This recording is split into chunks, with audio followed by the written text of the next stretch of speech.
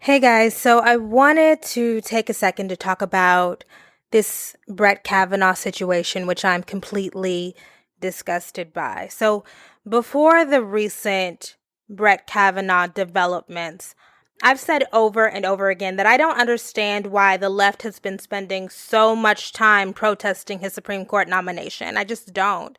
I saw one group even go out on a Stop Kavanaugh tour, and that really baffled me because one of the consequences of losing elections is you forfeit the right to pick who you want to be on federal courts. That's just how it works. The time to protest a Kavanaugh nomination was November 8th, 2016. Of course, we're going to get nominees whose legal opinions we object to. Of course, we're going to get nominees who are anti-choice and anti-worker and pro-prison. Of course. We might convince a couple of senators, Murkowski and Collins, to vote no, but they're just going to shuffle another equally conservative person right on in there. So I just felt like that grandstanding and the posturing was time-consuming and ineffectual. But I'm at a point now where things have changed, and it is abundantly clear that Brett Kavanaugh should not be appointed to the Supreme Court of the United States. Last week, Dianne Feinstein, the senior senator from California, disclosed that she'd received an anonymous letter from a woman who said Brett Kavanaugh attempted to sexually assault her when they were in high school. Kavanaugh went to an exclusive all-boys high school. She went to an all-girls high school. They met at a party. Feinstein said that she was going to refer the letter to the FBI, and I assume that's because the FBI is responsible for doing those extensive background checks of all of these nominees. Now, of course, the White House, with the sexual predator in chief, and Republicans who are sexual predator enablers, immediately pushed back and called all of this a hoax and said that it's completely false and fabricated and all that.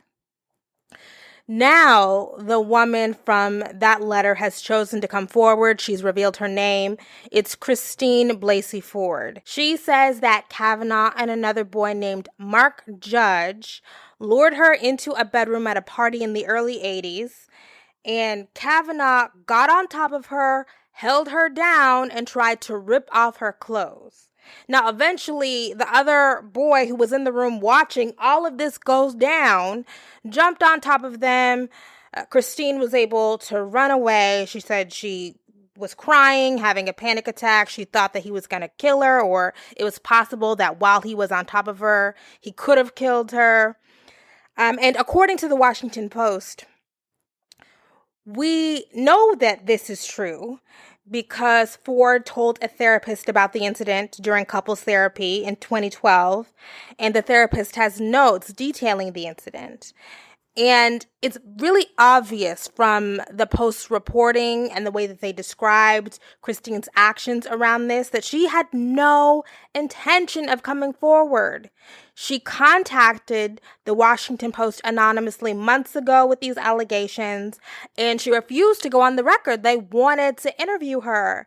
But this woman said, I don't want to put my family through that, and who can blame her?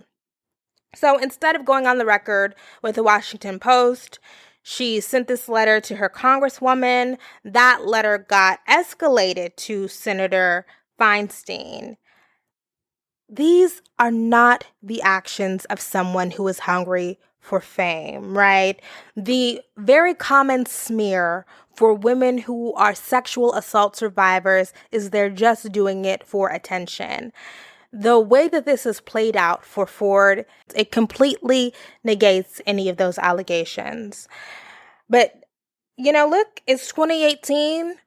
Reporters found her. She told the Post that people were coming up to her at her job, that reporters were calling her colleagues to get background information on her. So eventually she had no choice. And now that she's had no choice, she's gone above and beyond to corroborate this story because this is a smart woman. She knows that she is about to be torn down. So not only do we have those therapist notes, according to the Washington Post, she took a lie detector test that showed that she was being truthful. Now, we know that polygraph tests are inadmissible in court, but I do think that that step is notable. I'm going to say unequivocally that I believe this woman. I believe her. There's no reason not to believe her. This is a 51-year-old woman. She lives in Northern California. She's a college professor, a research psychologist. This is a woman who could be living a carefree, middle-class life as she's in middle age now, right? There is nothing for her to gain from this. I am completely on her side. And we know how crazy the MAGA people are. I was just watching Kathy Griffin give an interview where she said after she did that little picture with, a fake Donald Trump head, that the MAGA people were sending death threats to her 90-something-year-old mother, that they were sending death threats to her sister who was dying of cancer. So we know that anytime you come out publicly against this administration and their agenda, you are a major target. So I have to say that I'm disgusted but not at all shocked by the actions of the Republican Party. And it is very clear to me that they are about to repeat history in a major way. The similarities between this story and the Anita Hill story are actually quite striking. So, Anita Hill, back in 1991, she came forward with allegations of sexual misconduct against Clarence Thomas. But actually, she didn't initially come forward to the press. She gave a private interview to the FBI, and then her name was leaked to the press. She did not want to come forward. Again, this was a professional woman, a professor at that time at the University of Oklahoma. Now, Anita Hill said Clarence Thomas was a nasty man. He sexually harassed her while he was her supervisor at two different government agencies. I believe one of them was the EEOC and the other one was the Department of Education. He said all sorts of sexually suggestive stuff, talked about porn in the workplace, asked her out. Disgusting behavior. But now we know, despite the fact that at that time, Anita Hill was slandered mercilessly, right? Anita Hill is still unmarried, but back then she was a young single woman and people just said she was jealous and she wanted him and she was a scorned ex-lover. But now we know that there are many women who have similar sorts of complaints against Clarence Thomas. They've chosen not to come forward, and honestly, who can blame them? But there are a couple of really well-researched books about this. One of them was co-written by Jill Abramson, who used to be the editor-in-chief, is that what it's called, of the New York Times? But of course, we know now, 27 years later, Clarence Thomas was able to pull out, not to sound like a white racist person, but he pulled out that race card, accused white liberals of engaging in a high-tech lynching of him, saying that they didn't want a black conservative on the court. And he was confirmed at that point, the narrowest confirmation margin for a Supreme Court justice ever. It was 52 to 48. Oh, not ever. It was the narrowest confirmation margin for a federal judge since the 19th century at that point. 52 to 48. So now we have a sexual predator on the Supreme Court. We have one in the Oval Office. I don't know what words you can even really... I don't even really know what you can say. I don't even think horrifying encapsulates how gross this situation is. And of course, Anita Hill has been asked about Christine Ford's allegations and what needs to be done. And she said that, quote, Given the seriousness of these allegations, the government needs to find a fair and neutral way for complaints to be investigated. The Senate Judiciary Committee should put in place a process that enables anyone with a complaint of this nature to be heard. Now, that's that's pretty, very, like, blah, like, basic. Our government should definitely have a mechanism for women who have been sexually assaulted by potential federal judges with lifetime appointments to have their complaints be made known. Like, yeah, it's actually quite ridiculous that a quarter of a century later, that's a statement that even needs to be made. But moving forward. So, look, this is an allegation about Brett Kavanaugh when he was like maybe 17 years old. People who know me know that I don't believe that anyone's life should be ruined forever for the bad things they've done. I just don't believe in that, especially for the things that they do when they're minors. But that's not what's going to happen to Brett Kavanaugh, even in the worst case scenario. So when I see all these Republicans talking about, oh, he was a kid and we need to move on, I'm like, do y'all know that we live in a country that sentences minor children to life in prison without the possibility of parole? Do you know that happens across the country? There's thousands of people who will never get out of jail. Like, stop it. That is horrific.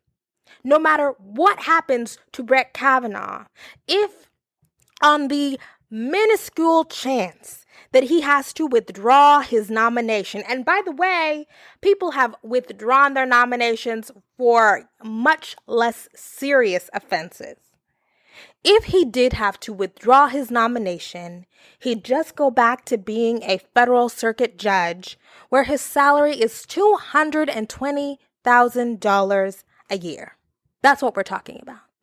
There are people sitting in jail right now whose lives are going to be forever derailed. Never going to be able to get public housing, never going to be able to get public assistance, SNAP benefits, never going to be able to apply for federal loans or grants because they smoked weed when they were teenagers. And this man, the worst thing that could happen to him because of something disgusting that he did when he was a teenager is he has to go back and be a judge and make $250,000 a year. That's what we're talking about. Those are the stakes. I think that the Republican Party should be really ashamed to be this indecent.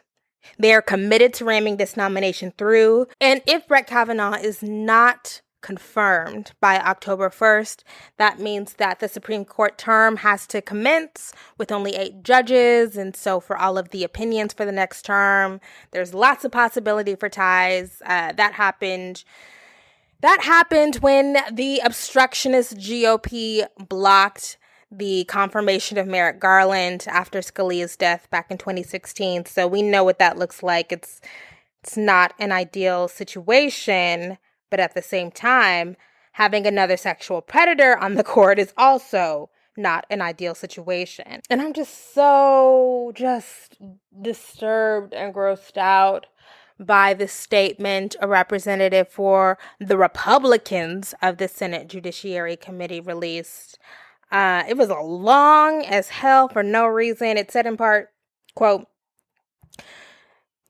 "It's disturbing that these uncorroborated allegations from more than 35 years ago during high school would surface on the eve of a committee vote after Democrats sat on them since July."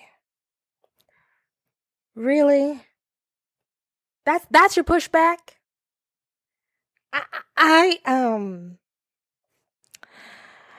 Okay. That's your rebuttal to a woman saying that a man who could potentially be on the Supreme Court sexually assaulted her? That's it? And then Kavanaugh tried to round up 65 girls who knew him when he was in high school to say, oh, he never tried to rape me. Are y'all kidding? Is this a joke? No way. That's your rebuttal? If you are really invested in knowing the truth, if you are really invested in creating a world that is safe for women to come forward when they have been abused, then why not invite her to Capitol Hill? Right? She's come forward. You know, her anonymity is gone now. Her life is upended now. Invite her to come testify. If you're really invested in truth and getting to the bottom of this. But they're not. Right? This is not about justice. That's not what this is about. It's about making sure states get the opportunity to overturn Roe v. Wade. You know, that's taking precedence over everything. It's about making sure that corporations can continue to be classified as people and influence our elections. They're entirely focused on promoting this sex offender, and it is America. Wow. So I hope we have 14 days to see, what's going to happen, what's going to go on. I hope that enough pressure is built up on Brett Kavanaugh that he withdraws the nomination.